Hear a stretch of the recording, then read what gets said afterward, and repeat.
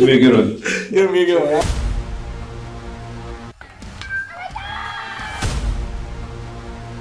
Definitely a different type of process. Cut down or freeze up. Being a coach's son. Jackson, of course, they keep retooling. One stolen base, a hit by pitch. Oh my goodness.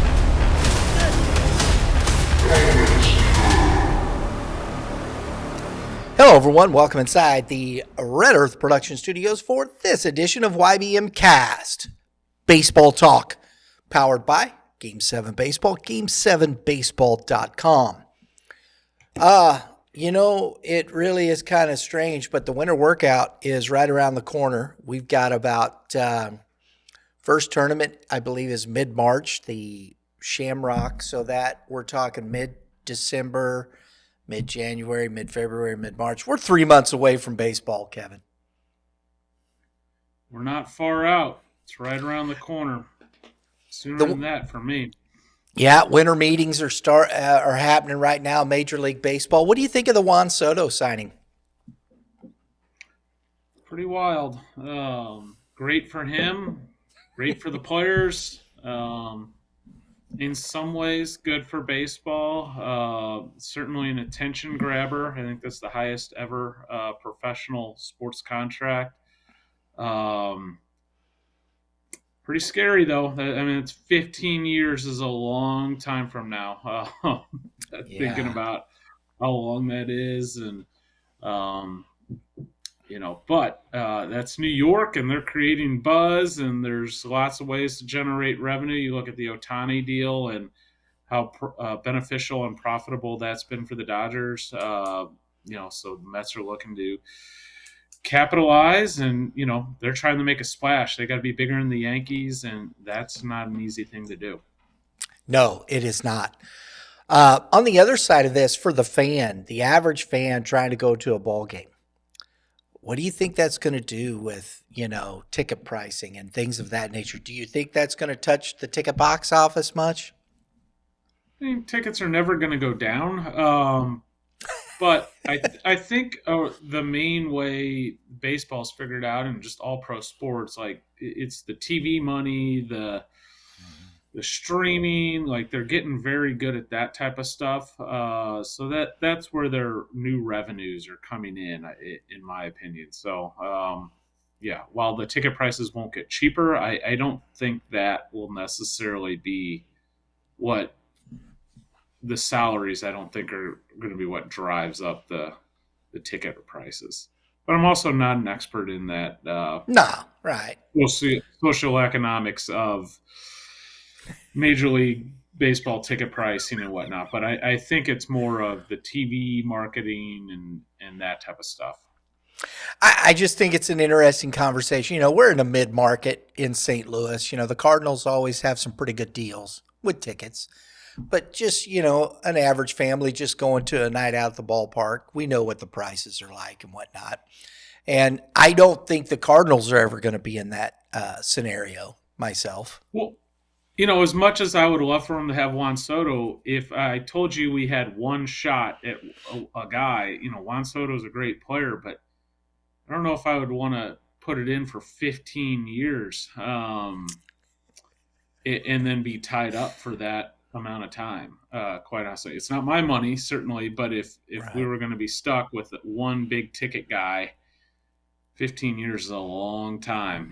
You better be right. And even if the first 5 are great or first 7 are great, there's a back half of that too. They didn't do it with Pujols, right? Well, they tried. In fairness, they tried. They did. And they just missed, and it turned out to be a great thing for the Cardinals, quite honestly. As much as I would have loved for Pujols to stay his whole time, Cardinals actually benefited from Pujols leaving. Now, they also benefited. It was a great way to end the story, right? Like, he came back, and he had an unbelievable year, and he got his 700th home run here. And who knows, maybe things would have been different, but he had a couple really good years in Anaheim, and then he had some years when he was banged up, and it wasn't quite the same guy. But maybe things would have been different in St. Louis. But Cardinals ended up with I think Michael Walker was one of them, and then of course he was a star in the postseason for the Cardinals. So there was some good things, and then they were able to use that. And you're not going to replace Albert Pujols with one guy, but they were able to sign multiple guys, and it worked out for a while for the Cardinals. Yeah, it did. Yeah, I always just find it interesting. As it's the winter meetings, all the movement, the stuff this way. Do you like as much as they're trying not to say it's a rebuild? I mean, it feels like it, right? Yeah.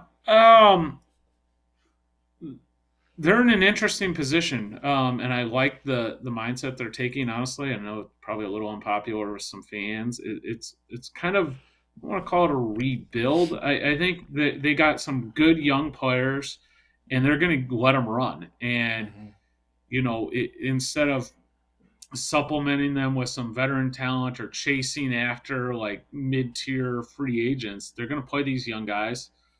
It looks like they're going to trade a couple of the higher-priced older assets that are like Nolan Arenado's really hard not to like. I enjoy watching him play. My kids love him, but at the same time, if I'm the Cardinals, I get it. I get their position. You trade him, try to collect some younger assets, and grow with these young guys, and put yourself in a position where maybe 2 years from now, you're in a really good spot and can make a good run. Because like you alluded to, I don't see the Cardinals.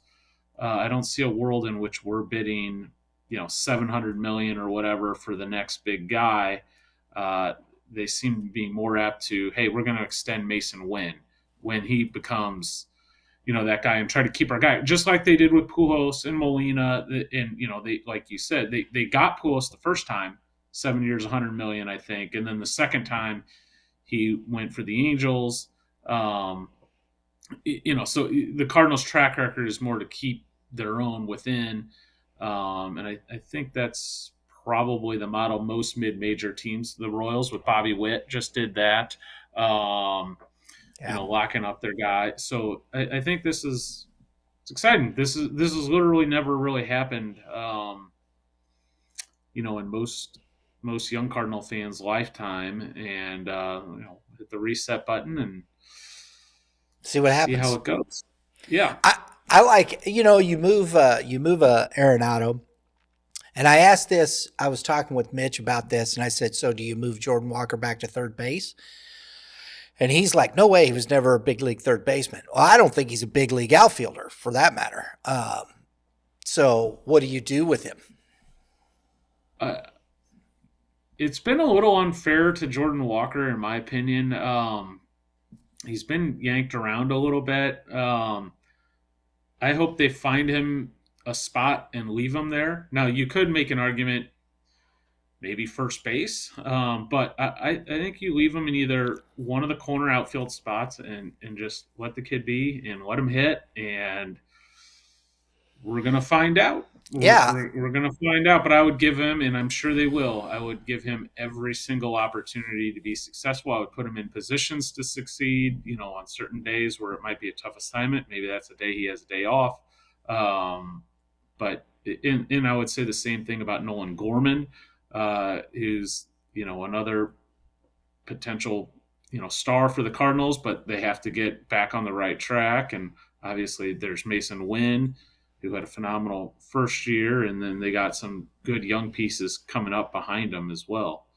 So it's going to be pretty interesting to see how they move forward over the next couple of years. I am really excited that they are restructuring and bolstering, if you will, their farm system. I think everyone kind of sees how important that is, and it's an area that's kind of been behind, quite honestly, and that is an exciting piece that the average fan won't notice or understand probably.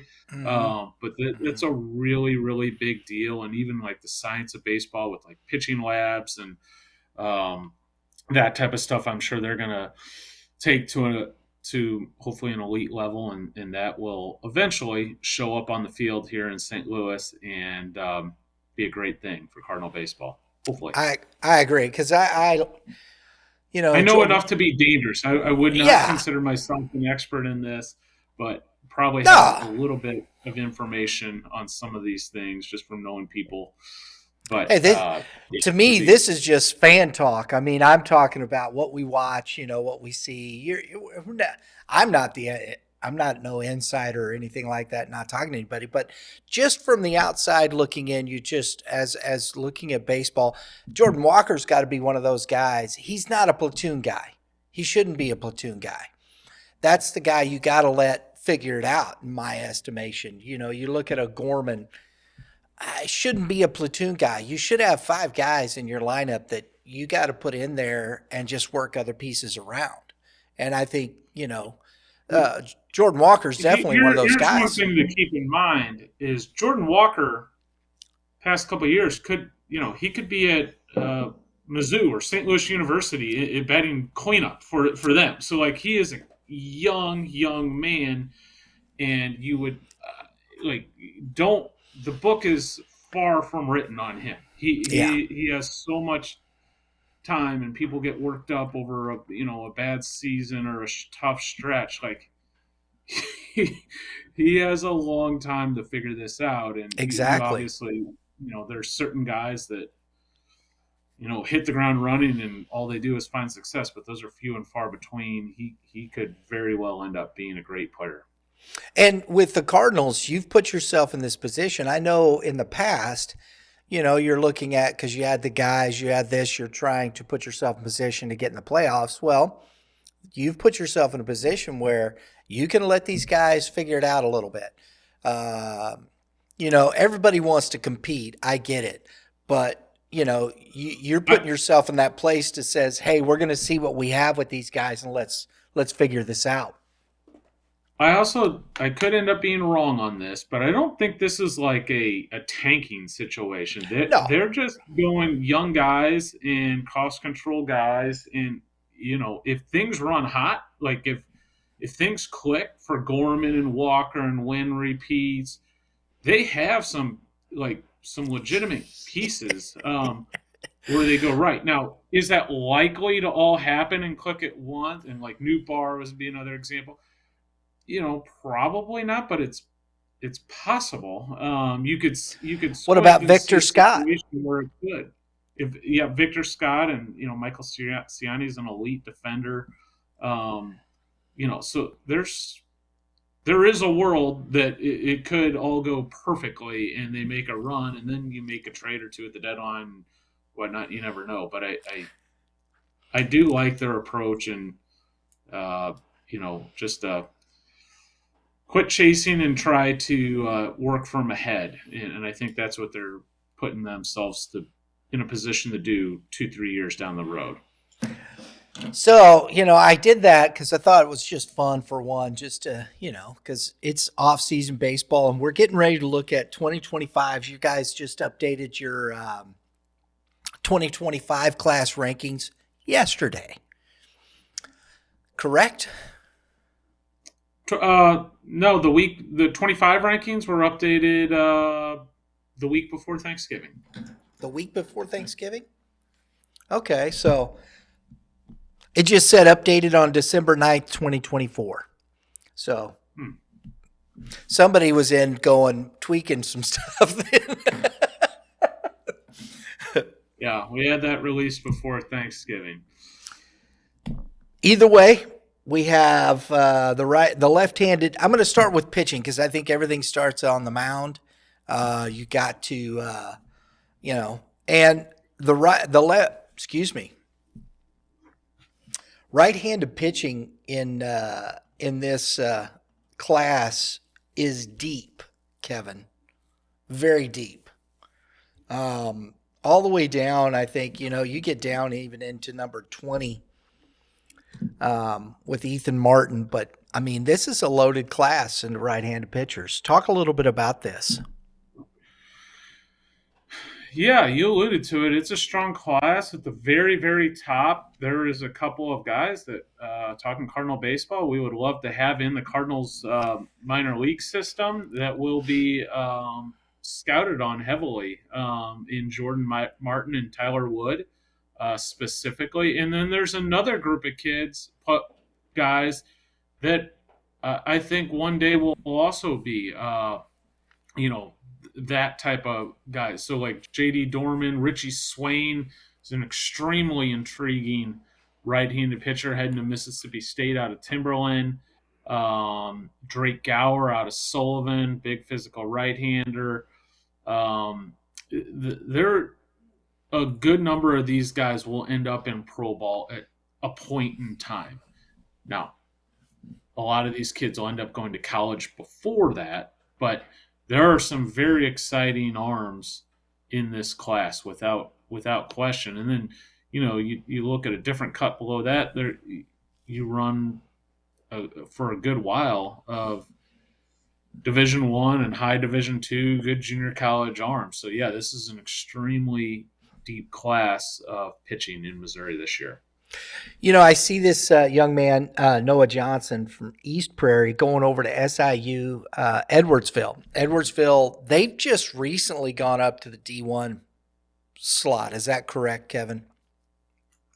Or they've been D1 for a while? Recently would be a very loose term, but Okay. I mean, comparatively to Mizzou and St. Louis University, yes. But they've been Division One for over a decade. Okay. So it's not like Lindenwood just the last, 3 years? This is their third year, I think. No, it's not a Lindenwood situation at all. Okay. I didn't know that. I hadn't really, but a decade, 10 years, that's not They're overly. relatively new. Yeah. So I thought that was interesting seeing them in this mix. Of course, you go down. Lindenwood's got some. Ethan, is that Milas or Milius out of Fulton? Ethan Millis, yeah. Okay. That's an exciting young arm. How do you think? Lindenwood's got the young man from St. Charles West. Oh gosh, his name is eluding me at this point. Oh, I hate it when that happens.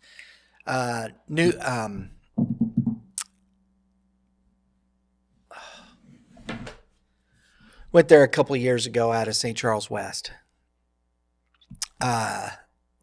Starts with an N. I know it's anyway. How do you think Lindenwood is working their situation within this area here, picking up guys within the state? And do you see them being a player in some of this as we move forward? Yeah, I think Lindenwood's doing a great job. They're in a tough spot right now because they're not postseason eligible. While they go through the transition into the Division One period. But I think their staff is doing a really good job, and I think that's going to be a place in the near future. You're going to start seeing some good guys go there, and also maybe some guys transferring back with the transfer portal. I think I have high expectations, honestly, for what Lindenwood baseball is going to look like here over the next couple of years. Coach Finnegan is doing a good job building that thing up, and right now he's working on the foundation. I don't expect them to win the national championship this year, and I wouldn't think they would expect to this year either. In fact, they can't because they're in the transition. But I think once they get a good foundation established, they're going to be highly competitive and a great option for our regional players here. That would have been Josh Newell. Oh, I didn't know you were talking about a current player. Josh Newell is doing a really good job. I think he's got a chance to be their number one, their Friday guy this year, if not Friday, Saturday. And that's a great example of a guy that we kind of tracked and talked about, hey, this guy's going to take a jump because he was playing shortstop. Josh was a really good basketball player in high school. So there's a kid throwing 87 miles per hour, having success. but sometimes his velo would go down because he's playing shortstop and he was training for basketball. Now Josh is a low 90s arm with a really good slider and, doing really good things for Lindenwood. There you go. I think it's going to be fun to watch over the next little bit. And I encourage kids, if watching college baseball, that's a Division I program. I know it's, like you said, in that transition, they're working, growing, but it's a good opportunity to go out and watch what division baseball is all about. It's right down the road here, right? Highly advise that. We talk about that all the time, getting out and seeing our local schools. It gives you an idea what college baseball looks like, and whether it's Lindenwood, I advise going to see multiple different levels. Run down to Maryville or Umsel to see what D2 baseball looks like. Go, hit up one of our great junior college baseball programs, and there's a lot of them. Go over to Missouri Baptist, one of the top NAIA programs. Go to Webster. Go check out Webster. They play over at GCS. They're a perennial Division III power. They've had multiple. They're in the Division III World Series on a regular basis. Those are great, eye-opening experiences for high schoolers to go see. Go see how they go about their business heading into a game. I advise get there for batting practice. See what that looks like. See what those arms look like. I'll tell you what's changed significantly is, it used to be if you throw 90, you were going to a big-time Division I school. There are 90-mile-per-hour arms at every which level we just talked about. Division III, Division II, obviously junior college. They're all over NAIA baseball. So it's highly advisable and a good educational thing for anyone looking to play collegiate baseball that's in high school. And I would recommend doing it as a freshman and sophomore in high school, so you kind of have an idea what you're walking into, where you need to get. By your senior year, I think it's good, especially if you're going to one of those places to go see what you're going to be into next year. But I think the younger you do it, the better. Good plug here too, Kevin. Tomorrow, I believe it's tomorrow, correct? Yes. Coach Evers from Maryville's on the show on Baseball 101 with Darren Sissel talking about Maryville baseball, that process and whatnot. So great time to tune in, listen to what Coach Evers has to say. He's done a great job over at Maryville. They've turned into a top 25 Division II program. Just got some new facility upgrades.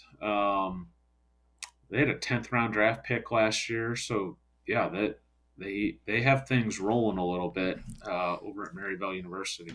Wait a minute. Hold the phone, Kevin. Wait. You mean you can actually get drafted at a Division II school? Believe it or not, it happens a decent amount. Oh, my mercy. I'm shocked. You have to be D1, man, or else you can't get drafted. Jacob Krager, left-handed pitcher, up to 95 miles per hour. If you throw 95 and you're left-handed, these pro organizations are pretty good at finding those type of guys. They're paid to do it. Exactly. That's their jobs. Exactly. Let's get on to the left-handed pitchers. The one that I stands out to me, I got to see him last year. I'd like to see Jake Collier over at Pacific. Hopefully we get a chance to see him. But Brody Earlbeck, we saw him pitch a dandy against Liberty North last year. Just dialed in, man. That kid can pitch, Kevin. Yeah, he's probably the guy that on the list here that provides the most present value. Like, if I had to win a game in the state of Missouri, he would be really high on my list to run out there right now. Mm-hmm. And he's got good stuff, and it's going to translate to college. Obviously, he should be the ace over at Staley. A kid that could pop up on some pro radars is Ethan Rogers out of Lone Jack. Left-hander with a wipeout breaking ball, a little unconventional or funky delivery, but has been in the low 90s. So yeah, at the top of that left-handed list, there's some really, really good ones. And then even, you go down a little further, there's some intriguing guys. Maryville picked up a great one. We just talked about Josh Newell. I think Owen Neslage kind of fits that. You're talking about a kid that's 6'6", starting quarterback that led the area in passing yards, also a starting forward on the basketball team. And then he goes out in the spring and pitches. So what do you think is going to happen to a 6'6" athletic kid when he decides to just focus on pitching? That could be very dangerous for hitters. So yeah, that'll be a fun one to check back in on here in 2 or 3 years to see what that looks like in a couple of years, because he's already highly successful, on the mound as is. But when he focuses his attention to strictly pitching and making that his business, I'm excited about his future. Ty Yearwood's a good one out of St. Pius, Kansas City. It's kind of the classic pitchability. Not the big velo guy, but can keep you off balance and is a big time strike thrower heading to SEMO. So there's some. Yeah, Braden Ray's another one I'd like to touch on. For Francis Howell, he has really good stuff. Going to Missouri Southern, and he could play a key role for Howell this year. Either out of the bullpen behind their big couple guys up top, or maybe as a third starter. So there's some nice left-handed pitchers in this class. It's unfortunate, but just because we have some pretty good grapevine stuff around here for Francis Howell, you know that. But Braden Ray is out. He's having surgery for an ACL tear. So, oh man, yeah, you know what? That's unfortunate, but he'll end up being all right. That's yes. Something that you'll come back from, and as a pitcher, that shouldn't affect him. No. Once he has that thing fixed. The only thing that always kind of is tough for me is when you see a senior go down like that. You miss your senior year of high school baseball, and you've got this team's been making so many runs deep into it. They have more talent, and Howell's got another deep run in him, and he could be a big part of that. And that's the only thing I feel bad. You're right. Long term, he'll be fine. He'll get it fixed, and he'll continue his career. I agree, but that's the only thing I always feel bad about, me personally. Yeah. So that part of it. The other kid we talked with, Coach DuPont, Landon Martin, going to Drury University, Kevin, out of Lafayette.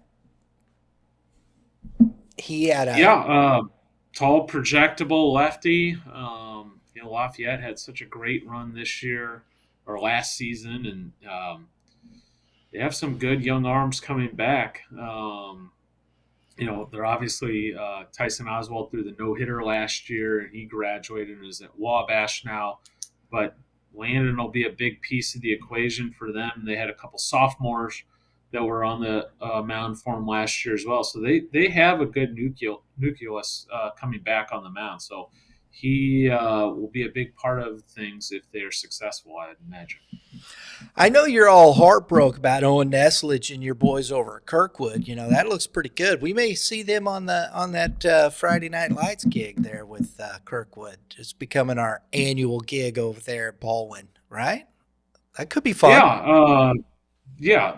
That rivalry's obviously one of the top rivalries in high school with Kirkwood and Webster, and you never know the pitching matchups and whatnot throughout the course of the season with conference games and how things match up. But, we could get a look at them under the lights there for a Friday Night Lights matchup.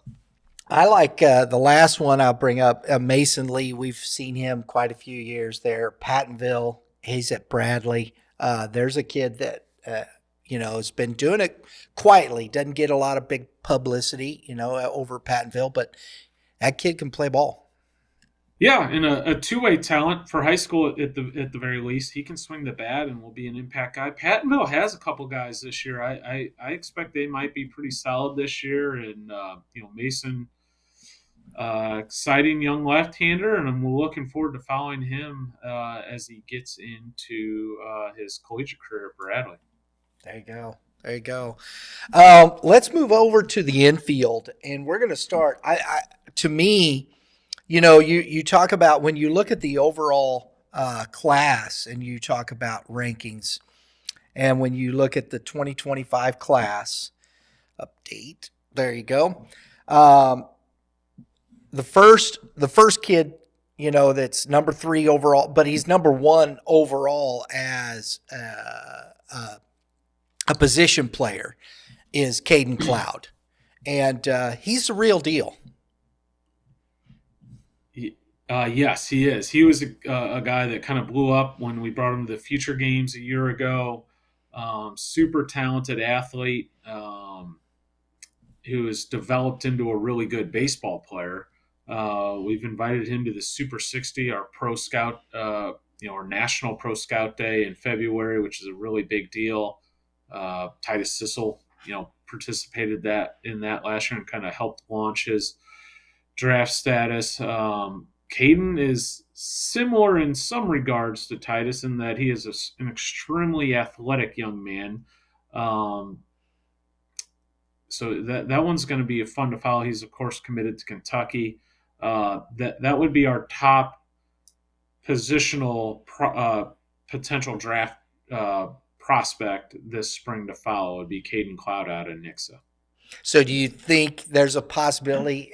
I think it'll all depend on how well he does at the Super 60 if he's going to get a look as a draftable player, correct? That and how he performs this spring. It always comes down to, no matter where they're ranked, even the, top couple guys in the class, it always comes down to how they perform on the field and at some of these events and the MLB Combine in the summer. And I've talked about this before, when you're at that kind of level, they don't start talking about what you do well. They start trying to pick you apart and find out what they don't like about you.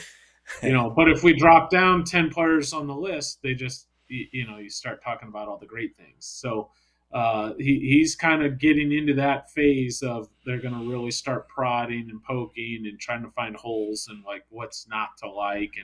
But ultimately, that's a good thing. It means people are getting serious about you, and I certainly understand it. People are starting to make decisions that are important based on what they think you might be able to do.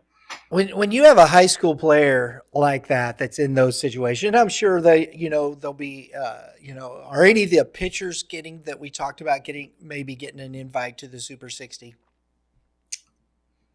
Yes. Jordan Martin would, except for he is a high-level basketball player. He just scored 40 points the other night. So he was not invited because of his basketball, but he would. He was, of course, at our All-American games. And then Tyler Wood over in Kansas City has been invited as well. Okay. Big right-hander. That will be heavily scouted this spring out of Kansas City. So when you talk to these kids and they got the invite and they start picking it at you, picking apart your game. Well, I don't think this. You're going to have to improve this. How much? What do you say to a kid about their psyche and how do you keep that in perspective and balance those things? It really depends on who they are. Some kids have handled this better than others. Some kids have been on the scene a lot longer. Like Trey Snyder kind of ran the wire with this whole thing. Like he was used to being picked and prodded, and because he'd been a known guy on the national scene since like 8th, 9th grade.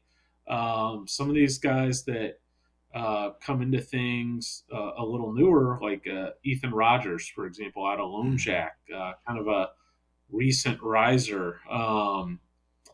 It can be a little bit of a head spinning experience, and every kid is different. But that's another reason, like, coming to these events and going through some of this stuff is beneficial, whether it's happening on the pro level or the college level.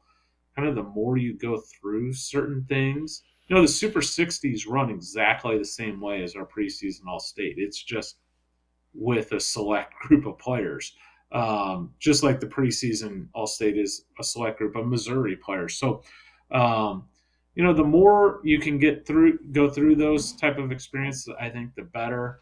And also just understanding what it is. One day is not going to, it's certainly not going to break your career. In some cases, it can make it, but you can't let it become bigger than what it is. You still have to go out and do your job. And, if you've prepared and you've worked really hard, it should just be an exciting process. And it's very hard to keep in perspective, but that's kind of the mindset you have to have is, I've done all the work. Now I'm going to go show everybody. There you go. Jackson Aiken, we've talked about. Lucas Wheatholder's a kid that we've seen in a while back. But these two guys right here, Jackson Aiken, Lucas Wheatholder, probably not as familiar people around here. Of course, for one, Aiken's at Lee Summit West, and Wheatholder's at Tolton Catholic. But those two guys, they're pretty close, aren't they? They're very different type players. Jackson Aiken has some of the most power in the state. Kind of profiles as your 4-5 power type third base bat. Probably profiles more of a third baseman. Wheatholder was starting shortstop at Tolton when they made the state championship run his freshman year, and he came with us to the future games. He's a good athlete, smooth athletic defender, and I expect that he will most likely stick at shortstop, and he's of course heading to St. Louis University. Yeah, absolutely. I think it's interesting too. The other one here that I thought was Sebastian Norman, of course, Oklahoma State. We've talked a lot about Sebastian on this show, but the one kid that we haven't talked a lot about is Trey Jaws Wachowski, who is now going to Central Missouri. I think this is a great fit for this young man and an opportunity to really let him continue to grow as a player. Yeah, Trey can really hit. He battled a little bit of the injury bug last year, and I've talked with Darren Sissel on a show a week or two ago about some of the new realities in college baseball. They're coming down the way with 34-man roster and whatnot, and how that's affecting the 25 and the 26 classes. I think Trey's done a good job of finding a good spot where he's going to fit in, and he should be able to create a big impact. And I'm a huge fan of Central Missouri. Spent a couple of years there myself as a coach, and that's a great place. And you got a chance to legitimately win a national championship there, and they've got a great facilities and a good history. And Trey can really hit. I'm sure if he goes there and performs how he can, a lot of good things are ahead for him. Yeah. The next one, Dare, in this situation, because he decommitted from Mizzou, Brennan Goring out of St. Charles West. That'll be interesting to see what happens here and where does he go, because I haven't heard anything yet. I've talked to him a little bit here and there. Nice young man. We're going to see. I'm going to try and catch up with. I'd love to see where he ends up, Kevin. Yeah, that's another one. Go back to the new rules coming in where that situation happened. Brennan can also really hit, and it's important for people to remember, and not talking about either of these players now, just talking in general terms. Mm-hmm. A lot of times things don't work out the first go around, whether you get to the school or not. Sometimes the player gets to the school and ends up transferring, and that's kind of the way of college athletics at this point. Very rarely do you see a player, I don't want to say rarely, but you often see players bounce around a little bit, and it takes a couple of years. And believe it or not, we're still in the process of having an extra class in college athletics due to the COVID years. So it's extremely difficult to get on the field and play, especially for positional players as a freshman when you're 18, 19 years old and you're competing against men 22, 23, and you're still kind of a boy. That's a challenge. So you see some reshuffling and, schools.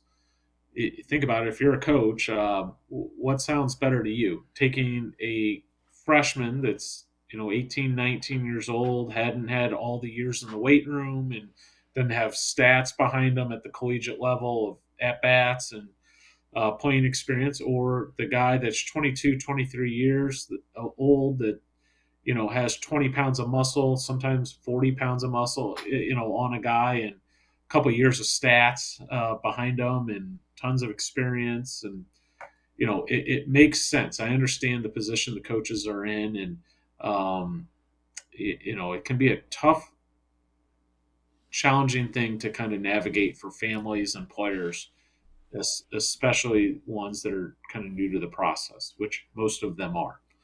Yeah. There's a couple other If names. they had an older brother or they grew up, maybe they played themselves and are still really connected to the college athletic, like a Darren Sissel, or Coach Perkins, who had 4 boys. Like, if you're the son of a high school coach, like you might be more plugged into a situation and kind of understand some of these realities. But for the 98% of the other people, it can be very difficult to understand. It can be very daunting And right? frustrating and maddening and unfair, and all of that is true, quite honestly. But it is also the reality that is right now. Yeah, and that's the tough thing, because I think you do as a parent. You always kind of you got to step back a little bit. Fair didn't really have anything to do with any of it. Fair is not part of the equation. You talk about what do you mean fairness? I mean, how do you do that? You're looking at projectability. You're looking even at high school kids getting on the mat, on the field, not on the field. Coaches are making decisions the best they can most of the time, and trying to do what they believe is right for the team, and fair this, fair that. I think that's out of all those are the things I would hope people would just leave it out. I know the emotions run high sometimes, and I've been in that place too. I think we all have at some point. We have to be honest about those things, and but can we step back out of the emotional part of it and look at it from that perspective? I think that's the toughest thing. Yeah. There's a couple other kids. The one that stood out, 2 of them actually, because we saw him last year. Ethan Chiodini over at Howell Central, and then I know I butchered it last time, but Jimmy Oguntuasi. I think I know I mispronounced that. We were doing that all last year. Well, those two out of kids, Liberty North. Yeah. Both of those kids we saw last year, really good baseball players. 100%. Jimmy is extremely interesting, physical young man, and has a chance to be a really good player. I'm looking forward to following him his senior year over at Liberty North. He's going to UMSL. He's committed to UMSL. Yes. So the Liberty North, they've been to the Final Four and won so many state championships. It can be hard just to get on the field over there. So he's done a good job. And then Chiodini over at Timberland is heading to St. Charles Community College.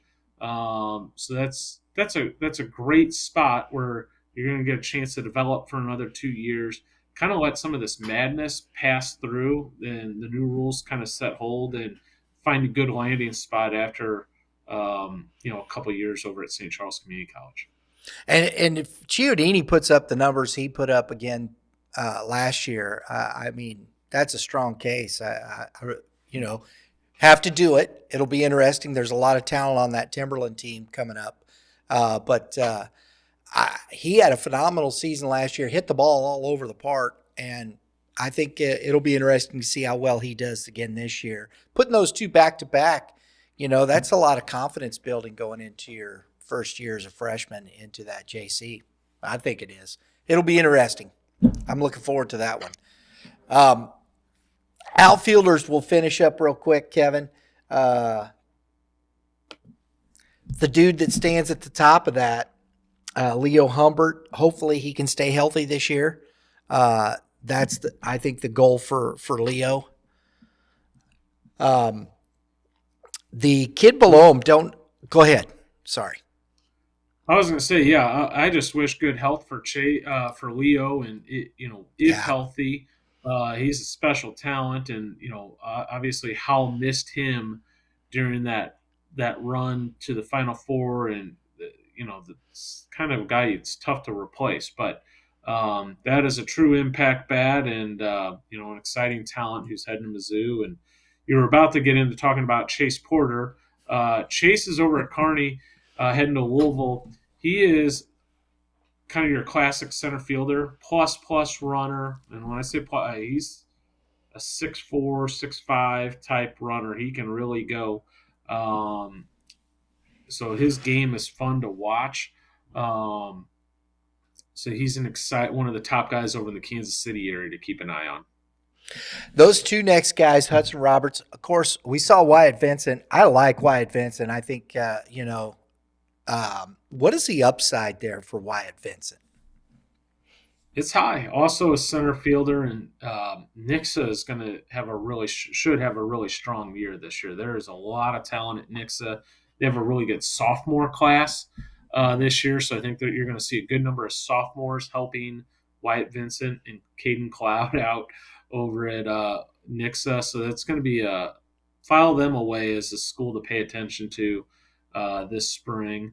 And then Hudson Roberts is an intriguing two-way guy. He's just, like in football, when they do those signings and they, quarterback, running back, and sometimes they'll just put athlete up there. That's kind of what Hudson Roberts is. I wouldn't even pigeonhole him on calling him anything. He's an athlete. He's also a great pitcher, high-end upside on the mound, low 90s arm, and, can play shortstop, can play outfield. You can literally put him anywhere on the field pretty much, and you're going to be in pretty good shape. The next three, I'm looking forward to this. Jackson Vaughn, Michael Callahan, Ryan Bradford. I know, we've talked a little bit about Bradford. I didn't really know much about, but with Dave Wiggins, he said, called him a freak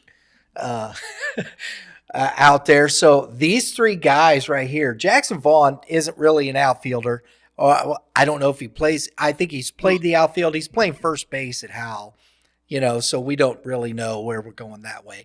But big, tall, lanky kid from the left side. I like Jackson Vaughn. I think he's a fun player. Jackson can really hit, and he's a versatile guy. You can put him in the corner outfield or at first base, and big time bat, and has been on the scene for a good while with Howell. Callahan is one of the elite defenders in the state in center field and can also really run. Brought him down to the future games a couple of years back. He's heading to Missouri State and was a big part of Lafayette's success last season. And then, Ryan Bradford, recent decommit from Kansas State, super talented player. He went off, absolutely went off at the end of last spring. And kid can really hit and does a lot of good things. Someone's going to get a very good player with Ryan Bradford, so it'll be fun to kind of track to see where that one leads over the next couple months into next year. And I think it's interesting. We talk about this stuff, but you say an elite defender, and so I don't know if people realize, when you're talking about Michael Callan last year, we saw him in Springfield. Springfield, at the Ozark Mountain Sports Complex, it's a cavernous ballpark, to say the least, right? It's a big league ballpark with high walls, deep dimensions, and the gaps are hard to cover, aren't they? It's not even a big league ballpark anymore, Brian. I would call this a 1980s minor league park, one where you have to hit the ball twice to hit it out. Like that's what it is big league parks nowadays are way smaller than U.S. ballpark. That is, it is tough to. I've only seen a handful of high school home runs there. Yeah, and Callahan played great center field, taking away gaps, taking away shots, catching the baseball in those gaps from what I saw. And that's what when you talk about an elite defender, you can cover that much ground. It's amazing to watch when you have a player like that. And if you've got a player like that in center field, that's what we always talk about, catcher, middle, infield to the center fielder, that being able to take care of that. If you've got elite defenders in those places, you're going to win a lot of ball games, aren't you?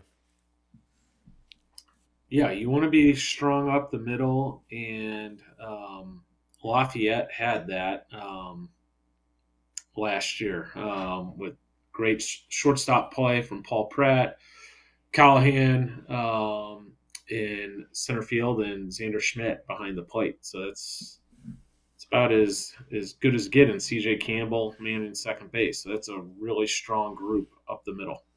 Absolutely. So I want to finish with this. We've gone a little bit long. Next week we got the last show of the season next week, and I'm going to finish it. We're going to talk some top 10 teams. We're going to put some stuff up there. We're going to look at the overall when we've got these. We got the rankings here. I'm looking at some of these teams. I've been looking through this, and my gosh, there's some teams that are just loaded with juniors and seniors. And we're going to look at that as a team and start looking at who are going to be. I think we can kind of start seeing who the contenders. Of course, injuries happen. Of course, somebody doesn't have a good season. Of course, all kinds of stuff. A tornado could blow down the baseball park. Those things can happen. We know that. But other than that, we're looking at this, and I think we have starting to get a pretty good. We're starting to record. We've had coaches in studio, starting to do our coaches preview show. So we've had some really fun conversations up to this point with some of the coaches and kind of getting to know that. So it's kind of starting to come together, Kevin. You can, yes. Right? You can see the season right around the corner, quite honestly. Exactly.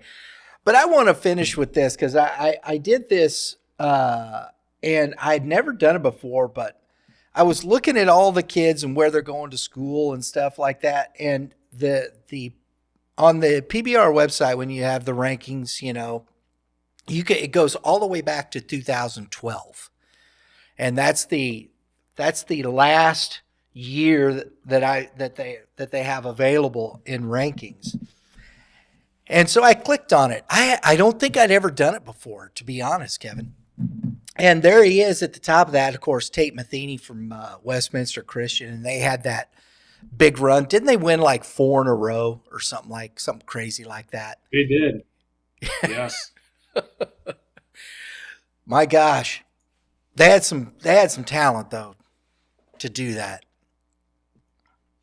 So part of the reason they have the new system in where teams can go up or down in class in sport was due to that Westminster run, because they were doing that at I don't remember what class it was, but it wasn't the class 6. And it's still very impressive. Yeah, because Class 5, I don't even think there was only class 4 up to it was only 4 classes up to like 2000 and something, right? I'm not going to be able to nail that timeline for you, but at one point it was just 4 classes. Then they moved to 5, and now it's up to 6. Yeah, and honestly, and Don't hold folks, me to what years, when they expanded, etc. I know the first class 6 started just after COVID. It was 2021 as the first year for class 6. I know that for a fact. 2019 was class 5, and then 2020, everything kind of shut down, and then 2021 came back as the first year for class 6 baseball. So I think that's very interesting in that respect. But here's another name for you, Will DuPont, right?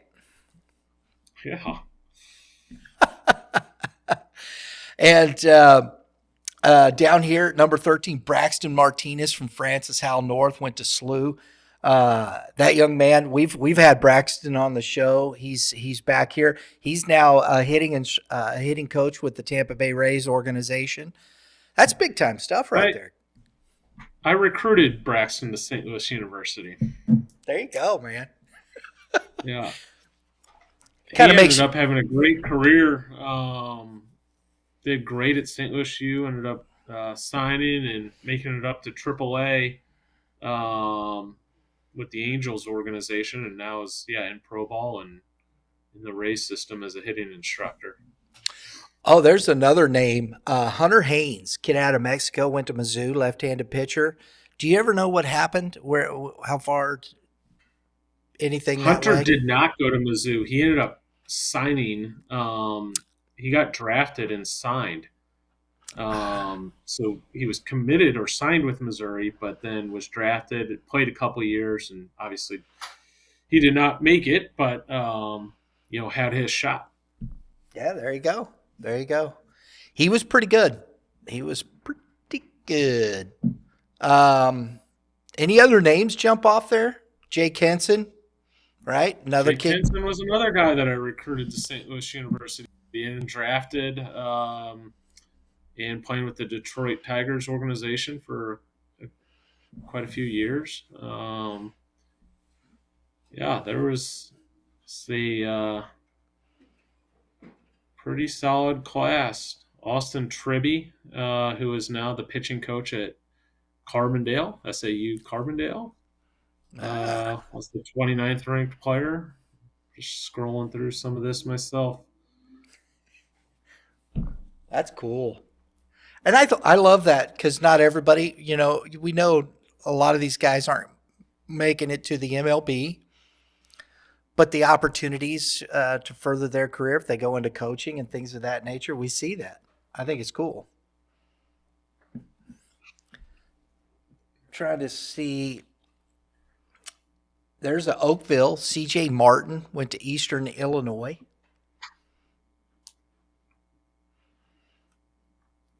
Huh. And the thing about it is, folks, and one of the things that struck me as I'm going through these, there's 101 kids on this list, all right? 101.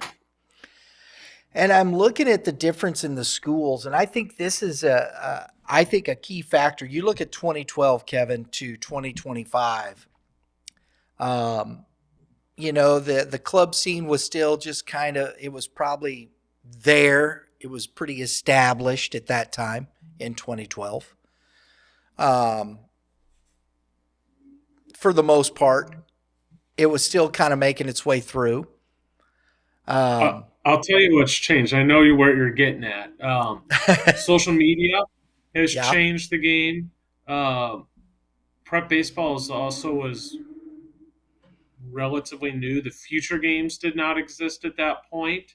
So now all these players have an opportunity to come to a kind of a full a hub of where all the college coaches are, and there are very few secrets these days. So in the past, it used to be very regionally based because the school in your region would see you.